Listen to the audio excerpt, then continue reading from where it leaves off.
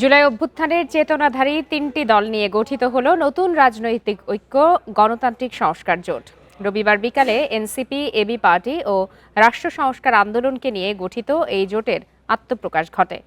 জোটের মুখপাত্র নাহিদ ইসলাম জানান, নতুন ধারায় রাজনীতি করবে এই জোট।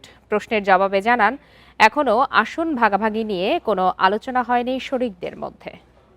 বিজলি কেবলসের স্কিন কোটেড ইনসুলেশন আগুন প্রতিরোধী। বিজলি কেবলস, নিরাপদ আজীবন। কে কার জোটসঙ্গী হবে তা নিয়ে চলছে নানা গুঞ্জন। এমন প্রেক্ষাপটে রোববার বিকেলে রাজধানীর ঢাকা রিপোর্টার্স ইউনিটির অডিটোরিয়ামে জুলাইয়ের তিন শক্তি এনসিপি, এবি পার্টি ও রাষ্ট্র সংস্কার আন্দোলন মিলে ঘোষিত হলো নতুন জোট গণতান্ত্রিক সংস্কার জোট। জোটের মুখপাত্র নাহিদ ইসলাম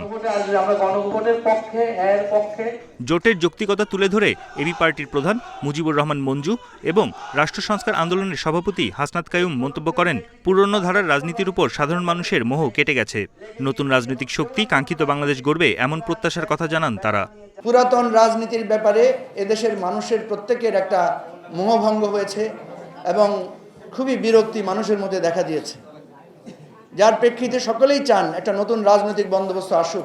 আন্দোলনে এবং এই সংস্কারের পক্ষে যারা জীবন দিয়েছে তাদের জীবনের পক্ষে আসলে এখানকার রাজনীতিবিদরা সঠিক ভূমিকা পালন করতে পারবে কি পারবে না, জনগণ সেখানে আসলে এটা নির্ধারণ করবে আগামী নির্বাচনে। এবং সেই রকম নির্বাচন করার জন্য তাদের আকাঙ্ক্ষার যে শক্তি, সেই শক্তি অনেকদিন ধরে অনুপস্থিত বাংলাদেশের রাজনীতিতে।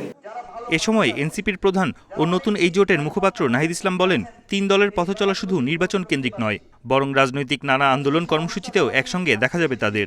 ফ্যাসিবাদ বিরোধী যে কোনো ব্যক্তি বা দল এই জোটের সঙ্গী হতে পারবে। বাংলাদেশের যে পরিবর্তনের যাত্রা শুরু হয়েছে সেই যাত্রার পথে থাকবো এবং যারা অন্যান্য রাজনৈতিক দল রয়েছে যারা এই পরিবর্তনের পক্ষে কাজ করতে চায়, আমরা তাদেরকে আহ্বান জানাবো এই ঐক্য প্রক্রিয়ায় যুক্ত হতে। এই ঐক্য প্রক্রিয়া চলমান থাকবে। এ সময় এক প্রশ্নের জবাবে নাহিদ ইসলাম বলেন, এখনো নির্বাচনী আসন ভাগাভাগি নিয়ে আলোচনা হয়নি। কয়েকদিনের মধ্যে নতুন এই জোটের সব কার্যক্রম জনসম্মুখে তুলে ধরা হবে। আমরা আজকে ডিটেইল প্রক্রিয়ায় যাব না, আমরা সেটা ধীরে ধীরে ধারাবাহিকভাবে আপনাদেরকে এই ইনফরমেশনগুলো দিব। আমরা একটা প্রত্যাশা রাখছি যে আমরা একটা প্রতীকে একটা বাক্সে আমরা আমাদের যে সমর্থনগুলো রয়েছে সারা দেশে সেটাকে আনতে পারবো। তিন দল দিয়ে এই জোটের যাত্রা শুরু হলেও ভবিষ্যতে সংস্কারের পক্ষে থাকা আরও কয়েকটি দল এই জোটে যোগ দেবে বলে জানান উদ্যোক্তারা। বন ইবনে কামাল, ইন্ডিপেন্ডেন্ট নিউজ, ঢাকা।